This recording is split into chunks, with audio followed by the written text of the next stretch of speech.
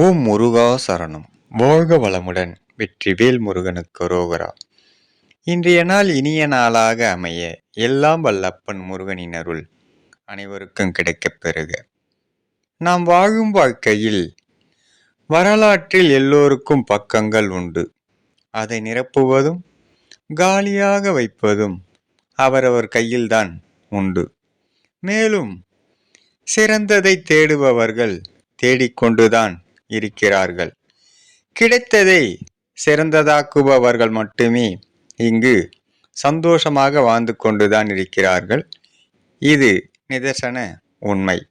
அப்பன் முருகன் அருளால் சகலமும் பெற்று வளமுடன் நலமுடன் வாழ வள்ளி தெய்வயானை சேனாதிபதி ஆறுவடையப்பன் முருகன் அருள் அனைவருக்கும் கிடைக்கப் பெறுக.